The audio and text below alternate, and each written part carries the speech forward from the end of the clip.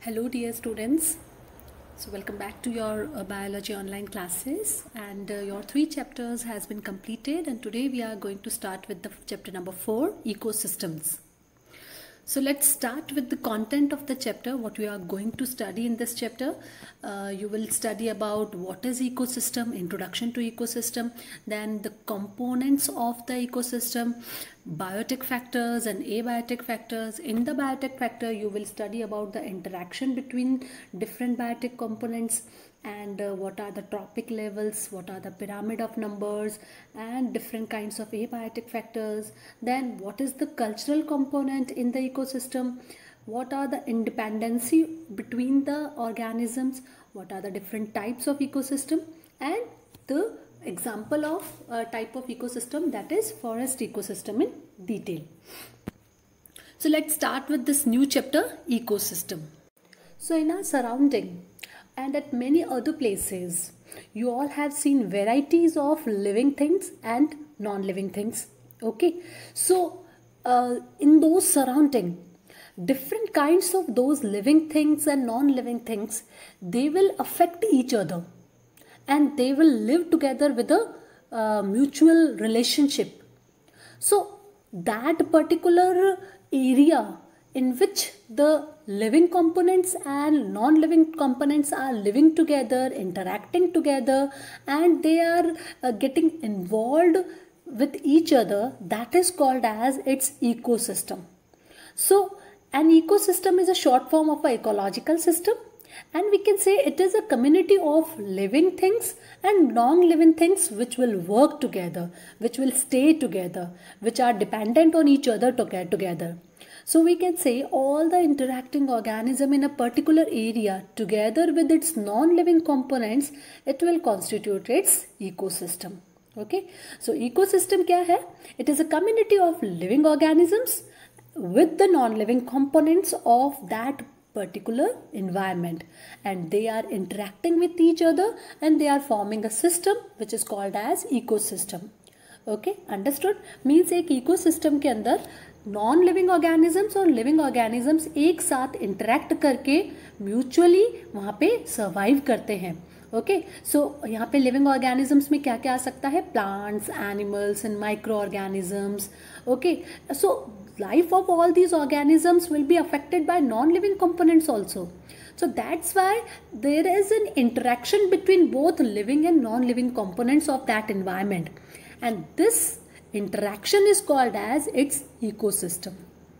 Is it clear now?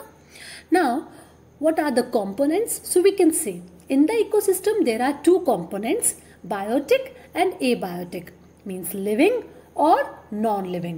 Abiotic components means the air, water, soil, the climatic factors like sunlight, temperature, humidity, wind, velocity. So there are many non-living components which will directly and indirectly they will affect the biotic or living component of that particular ecosystem. So on the earth we are having different types of ecosystem. Okay, क्योंकि हर place के biotic organisms अलग होते हैं और even abiotic factors भी अलग अलग होते हैं जो उन बायोटिक फैक्टर्स को अफेक्ट करते हैं. So there are many different types of ecosystem. Okay, we will study about it, that what are the different types of ecosystem, and we will study the forest ecosystem. Okay, because forest is also an ecosystem. A lion in a forest is an example of an organism in its environment. But forest के अंदर और भी बहुत सारे insects होते हैं, other animals होते हैं, plants होते हैं. Okay, और इसके अलावा non living factors भी होते हैं, water, soil, minerals. Okay, so ये सारे क्या होते हैं? सब एक साथ मिलके forest में survive कर रहे हैं. And they are dependent on each other. That's why they are forming a forest ecosystem. We will study about that forest ecosystem in detail. Okay.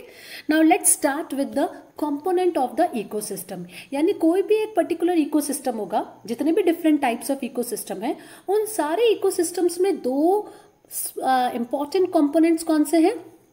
They will definitely have biotic factor and abiotic factor. Maybe the examples will be different.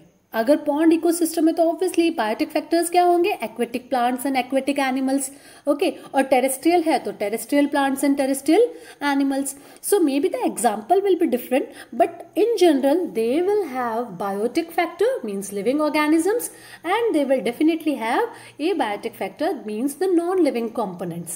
Okay, so here we can discuss that the components of ecosystem are broadly divided into two categories: abiotic or non-living factors and biotic factors. Okay, now the abiotic factors include all the climatic factor, rain, temperature, light, water, wind, and the edaphic factors means how the soil is there, what are the kinds of minerals present in the soil. So that abiotic factor we will discuss afterwards. Today we will start with the biotic factor, means the living organism. Okay, so biotic factors are again divided into three categories: producers, consumers and decomposers. Okay, so biotic components का क्या मतलब है? All the living organism in that particular ecosystem, they are called as its biotic factor, and they are again classified on the basis how they obtain their food, and they are divided into these three categories, that is producers, consumers and decomposers. So let's discuss about the biotic factor first. So these are the three categories. Again, the consumers are divided into primary, secondary and tertiary consumers. Now what are these producers, consumers, decomposers? First of all, let's start with the producers.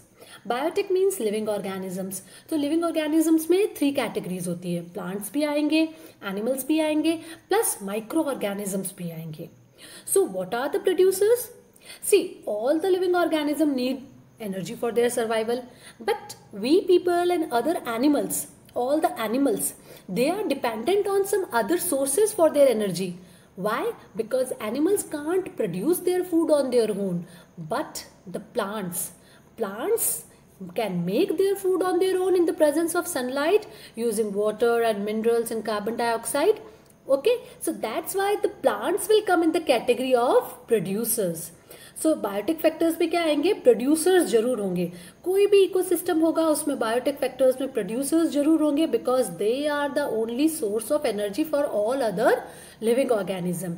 ये producers क्या करते हैं? सन की energy को use करके food manufacture करते हैं. Then in producers को कंज्यूम करते हैं कंज्यूमर्स. ओके, और फाइनली जो एनर्जी सन से प्रोड्यूसर्स ने ली, और प्रोड्यूसर से कंज्यूमर्स में गई, और कंज्यूमर से वापस वो अर्थ के अंदर डिकम्पोज होके आ जाएगी डिकम्पोजर से. We will study about decomposers in detail so that you will better understand there. Now the consumers, those who are taking energy from the producers, they are again divided into three categories: primary, secondary and tertiary, because consumers means all the animals.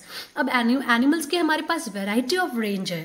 सो इसमें कुछ animals ऐसे होते हैं जो herbivores होते हैं. Herbivores का मतलब क्या होता है? Plant eater animals. Those who are feeding on green plants, the animals that will eat green plants are called as herbivores. और हम इसको और क्या बोल सकते हैं? Primary consumers. Okay, for example deer, horse, elephant, okay, goat, they all are the primary consumers or herbivores. Now come to the secondary consumers. Secondary means those who are feeding on the primary consumers. जो इन herbivores को खाते हैं वो हो गए secondary consumers, और जो इन secondary consumers को खाते हैं वो हो गए tertiary. And there is one more category which is called as omnivores that we will discuss. Okay, so let's start. Here the producers are the plants, और decomposers में क्या आते हैं? Bacterias and fungus. बिकॉज वो क्या करते हैं? इन producers को और कंज्यूमर्स को दोनों को डिग्रेड करके इसके अंदर की एनर्जी सॉइल में मिक्स कर देते हैं, जिससे कि प्लांट्स उसको वापस ले लेती है. ओके, सो ये सभी कैटेगरीज हम डिटेल में फिर से पढ़ते हैं. Now here there are some examples of the producers, means all the green plants which can do the photosynthesis and which can manufacture their food on their own. They all are in the category of producers. Consumers means all the animals. Even we are also consumers, okay, because we are also directly and indirectly dependent on plant for our food. And decomposers में आते हैं bacterias and fungus. Okay, what is the function of decomposer? We will discuss in the part of decomposer. Now let's start with the producers. We have already discussed that producers कौन होते हैं? They are the organisms which will make their food on their own using the abiotic elements. Okay, carbon dioxide Lee, water लिया और even sunlight को absorb करा. So ये सारे क्या है? Abiotic elements है. So ये abiotic elements को ये absorb करते हैं और उसके बाद में उसको food में convert कर देते हैं. Okay, now these plants will absorb the sunlight and heat to support life on the earth, because जो sunlight है वो हम absorb करके food में convert नहीं कर सकते, but ये क्या करती है, उस sunlight की जो energy है उसको food में convert कर देती है. So plants are the organism which will convert the light energy into the chemical energy. फिर वो chemical energy हम producers को जब consume करते हैं तो हमारी body में आ जाती है. Okay, so now the next category is the consumers, which cannot make their food on their own and feed directly or indirectly on producers for food and energy. अपने food के लिए, अपनी energy के लिए वो या तो directly producers पे dependent होते हैं या indirectly. Here directly and indirectly का क्या मतलब है? Suppose दो vegetarian है, वो directly dependent है producers पे, because वो क्या करते हैं, सीधा ही plants को खाते हैं. Okay, और जो non vegetarian है वो किसको खाते हैं? Herbivores को. जो प्लांट ईटर्स थे उनको खाते हैं. सो एनर्जी वहाँ पे एक सेकंड स्टेप में आई है. मींस पहले प्रोड्यूसर से हर्बीवोर पे गई और फिर हर्बीवोर को कंज्यूम जब किया है तो नॉन वेजिटेरियंस के पास भी एनर्जी आई है, but indirectly they are also dependent on producers only.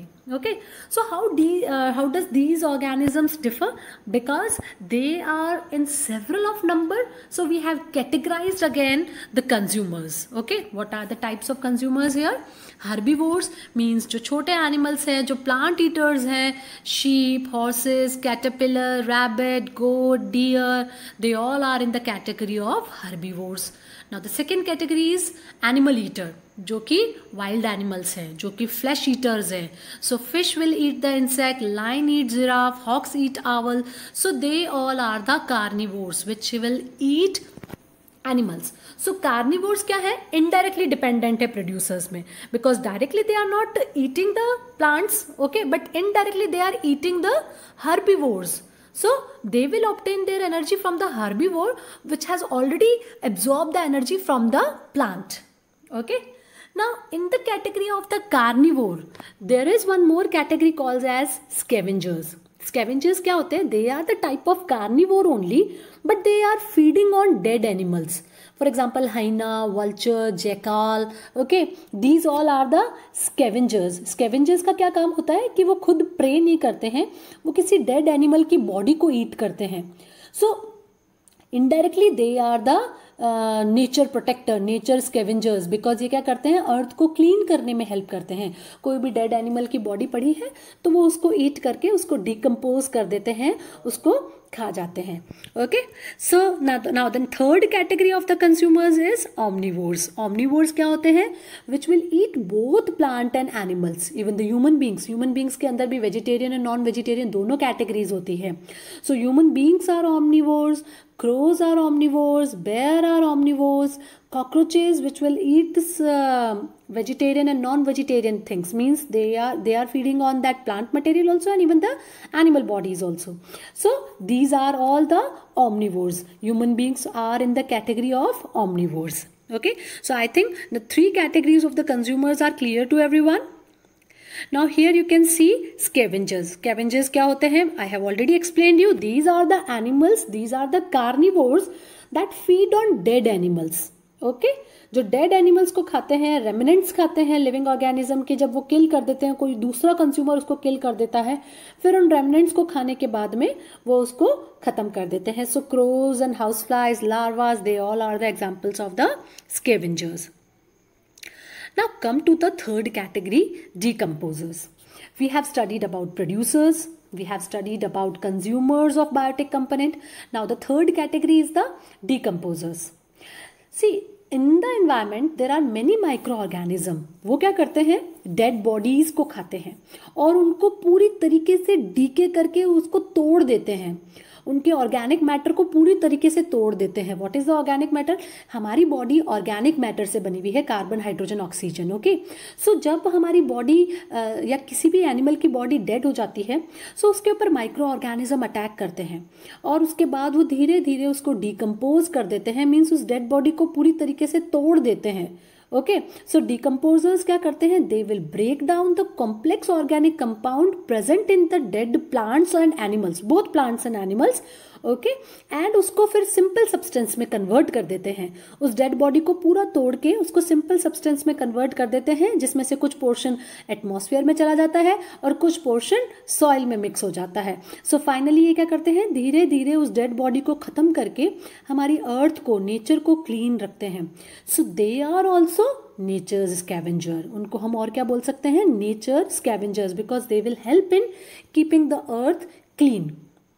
Okay, understood? So here you can see कि जैसे प्रोड्यूसर्स होते हैं, उन्होंने सन से एनर्जी एब्जॉर्ब करी, उसको किसी हर्बीवोर ने खाया, हर्बीवोर को फिर से किसी कार्निवोर ने खाया। ओके, कार्निवोर्स को खाने के बाद में फाइनली क्या होगा? सपोज ये एनर्जी यहाँ से ट्रेवल होते हुए अब यहाँ तक आ गई है, उसके बाद में जो डिकम्पोजर्स होते हैं, जब ये कार्निवोर मर जाएगा, डेड हो जाएगा, तब डिकम्पोजर्स क्या करेंगे?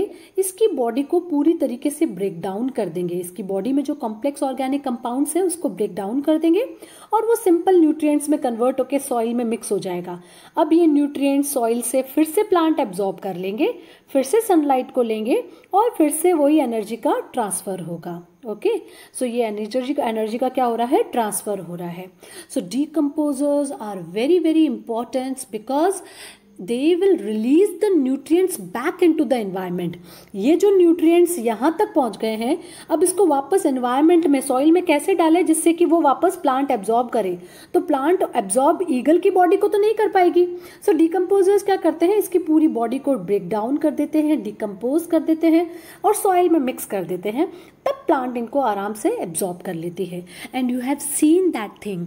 डिकम्पोजिंग का प्रोसेस आपने कहीं ना कहीं देखा जरूर है। सपोज वी हैव सीन कि कभी कभी ऐसा देखते हैं कि कोई डेड बॉडी पड़ी होती है रोड के किनारे पे या कहीं पे, और अगर आप if you will observe then after few month धीरे धीरे वो डेड बॉडी ना अपने आप कम होके ख़त्म हो जाती है।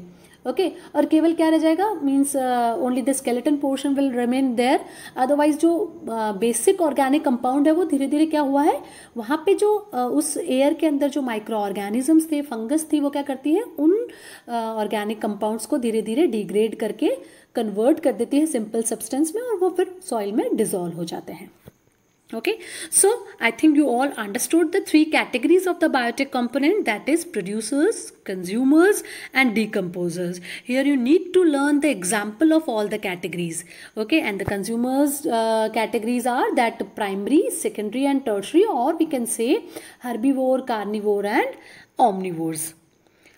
So these are the different kinds of decomposers because ये क्या करते हैं? ये ब्रेक डाउन करते हैं डेड और डिकेइंग ऑर्गेनिजम्स को और फिर से न्यूट्रिएंट्स को फिल करते हैं एनवायरनमेंट में। Now the next topic is interaction within the biotic component. We have discussed the types of biotic components, means the producers, consumers and decomposers. अब इन सब के बीच में कैसे interaction होता है? What are the different links are there in those biotic components? That we will discuss now. Okay, so biotic components are linked to each other. Okay, because they are also dependent on each other. We have discussed. Okay, so ये क्या करते हैं? एक food chain बनती है। What is the meaning of food chain?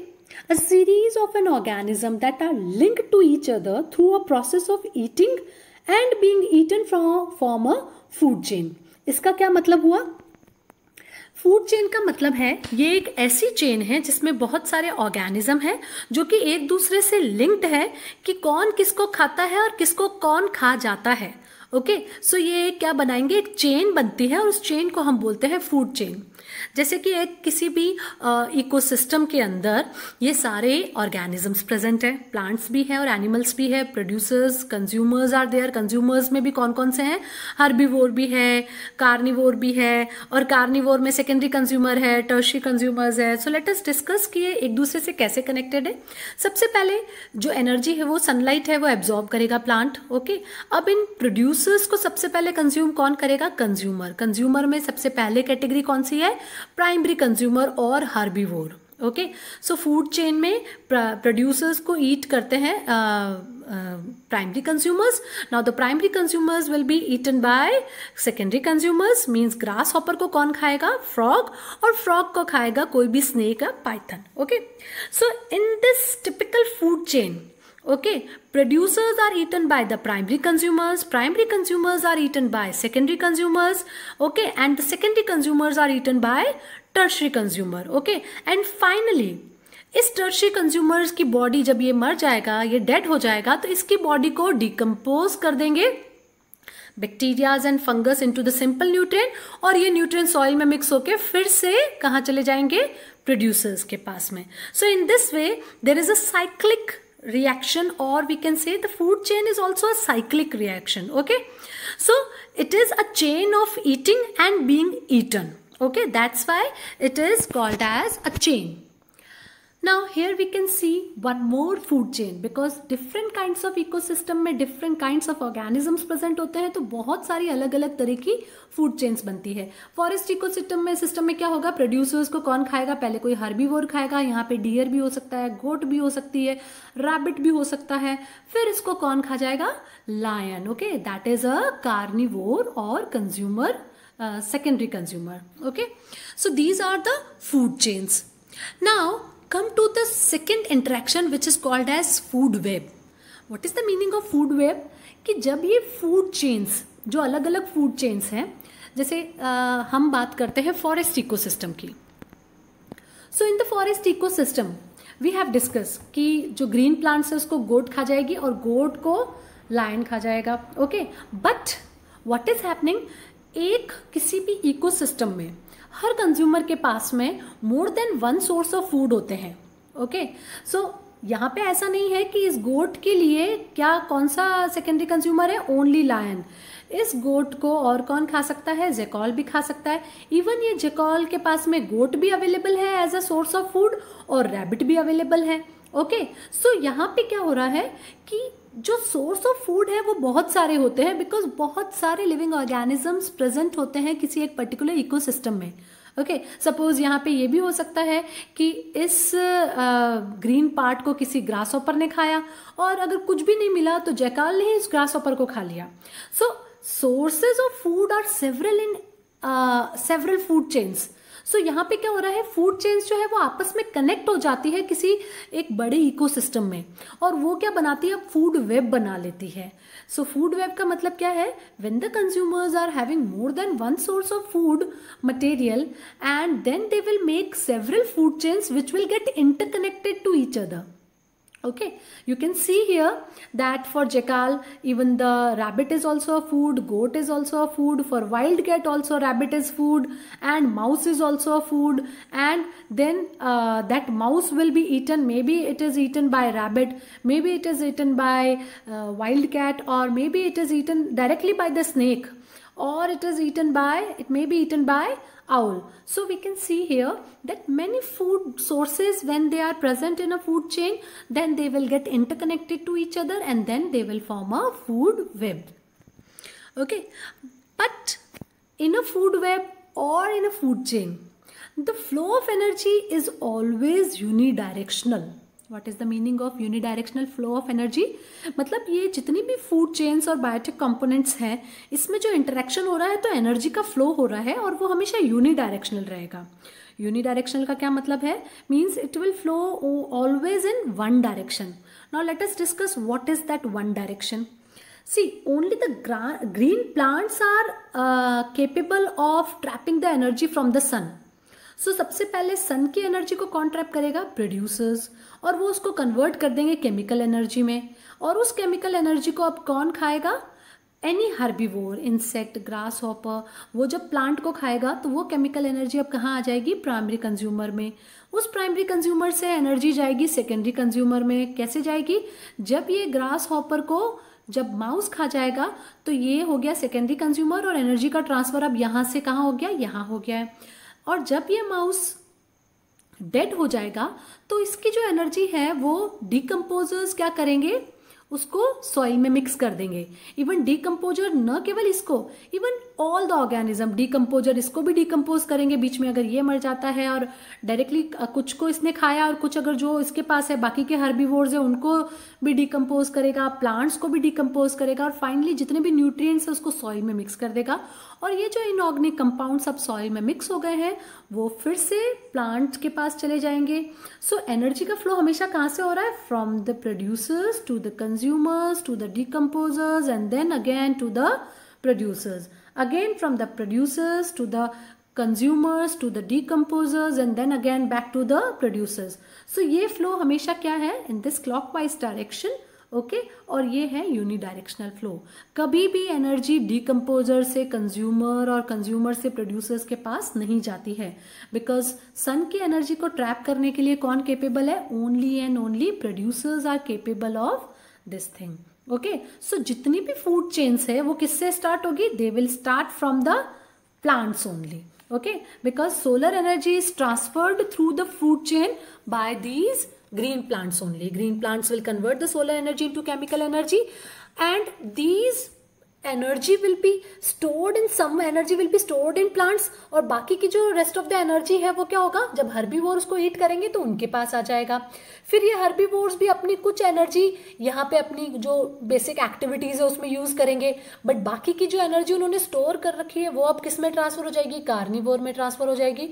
सो यहाँ पे क्या हो रहा है? जैसे जैसे एक ऑर्गेनिज्म दूसरे को खा रहा है, एनर्जी एक से दूसरे पार्ट में कन्वर्ट हो रही है। Okay, so the amount of energy that is transferred from one animal to animal वो क्या हो रही है? डिक्रीज हो रही है। कैसे डिक्रीज हो रही है? क्योंकि यहाँ पे जो एनर्जी थी वो मैक्सिमम थी, अब यहाँ पे हर्बीवोर ने उसको खाया, उसने कुछ एनर्जी को यूटिलाइज किया और बाकी को स्टोर किया। अब जब इसने खाया तो ये जो स्टोर्ड एनर्जी है वो इसको मिली, तो उसमें से कौन सी एनर्जी कम हो गई है? जो इसने खुद ने अपनी बेसिक एक्टिविटीज के लिए यूज कर ली। अगेन यहाँ पे क्या होगा? सम ऑफ द एनर्जी उसकी एक्टिविटीज के थ्रू यूज होगी और उसके बाद में उसको डिकम्पोज कर दिया जाएगा। So we can say the amount of energy when it is transferring from one animal to another animal or from we can say from one level to another level, it will always decrease.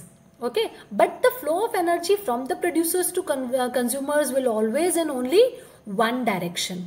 और scientist ये भी बोलते हैं कि जो only 10% of the energy stored by the producers is passed on to the primary consumers, यानी ये जो जितनी एनर्जी स्टोर करते हैं उसमें से केवल 10% ऐसी एनर्जी है जो प्राइमरी कंज्यूमर्स के पास जाती है और जो secondary consumers in primary consumers को खा जाते हैं वो केवल उसकी 10% को एब्जॉर्ब करते हैं। So at each level only the 10% will be transferred. Okay, so that's why जो जितनी भी फूड चेन्स है उसमें बहुत ज्यादा हायर लेवल के कंज्यूमर्स नहीं होते हैं। Okay, so this is all about the flow of energy and here you need to understand that in every ecosystem the flow of energy will always be unidirectional. Okay, now the next topic is trophic levels and pyramid of numbers. Now what are trophic levels? Food chain के अंदर जितने भी different levels हैं जहाँ पे कि energy का transfer होता है उस एक पर्टिकुलर लेवल को हम बोलते हैं trophic levels. Okay, so here we can discuss कि सबसे पहले जो एनर्जी है वो सनलाइट से कौन एब्जॉर्ब करता है? प्रोड्यूसर्स। सो प्रोड्यूसर्स क्या हो गए? First trophic level.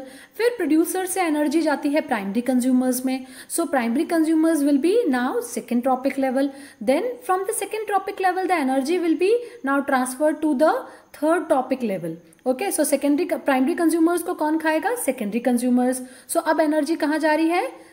Third level पे, so that is a third, secondary consumers will be the third trophic level and finally the energy will pass on to the tertiary consumers. Now the tertiary consumers will be the fourth tropic level. Okay, so producers जो absorb करते हैं energy sunlight को, they are the first tropic level. Herbivores will be the second tropic level. Carnivores will be the third tropic level and the large carnivores will be the fourth tropic level. Okay, so ये जो energy है वो transfer जब हो रही है किसी भी food chain में तो जो अलग अलग levels हैं उनको हम क्या बोलते हैं? Tropic levels. And even it is also seen that in these trophic levels जो नंबर हैं वो भी धीरे धीरे डिक्रीज हो जाता है जैसे जैसे ट्रॉपिक लेवल में ऊपर चढ़ते हैं। कैसे? कि जो प्रोड्यूसर्स हैं उनका जो नंबर है वो हाईएस्ट रहता है. Okay, means at first trophic level the number of organism are larger than any other level. सबसे ज्यादा नंबर ऑफ ऑर्गेनिजम्स कहाँ होते हैं? In the first trophic level. जैसे फर्स्ट ट्रॉपिक लेवल से सेकेंड ट्रॉपिक लेवल पे आए तो यहाँ पे क्या होगा, नंबर थोड़ा और कम हो जाएगा. ओके, फिर थर्ड ट्रॉपिक लेवल पे ऑर्गेनिजम्स का नंबर और कम हो जाएगा और फोर्थ ट्रॉपिक लेवल पे ये सबसे कम होगा. सो इसीलिए क्या बन जाता है, ये पिरामिड बन जाता है, because the number is decreasing by going up in the trophic level. Okay, for example यहाँ पे आप देख सकते हैं सबसे पहले जो प्लांट्स हैं इनका नंबर सबसे ज़्यादा है. हर्बीवोर में जो ग्रास हॉपर्स है उनका नंबर प्लांट से कम होता है. फिर जो इन ग्रास हॉपर्स को खाने वाली बर्ड्स हैं इनका नंबर ग्रास हॉपर से कम होता है. एंड फाइनली द ईगल्स और any other large carnivores number is lesser than any other trophic level. Okay, so this is showing the different tropic levels in the food chain and the pyramid of number in a food chain. Okay, so किसी भी food chain के अंदर जिस level पे means the various steps which will representing the organism in a food chain at which there will be a transfer of food and energy takes place, these are called as the tropic level. And while proceeding through these tropic level, the number will always decrease and it is forming the pyramid of number, showing different tropic levels in a food chain. Okay, so this is all about the tropic levels and the pyramid of number. Now our next topic is abiotic components. Okay, that we will discuss in the next lecture. Okay, and I really want all of you again, please go through the chapter and ask me if you have any doubts. Okay, and check your progress in your book. Thank you so much.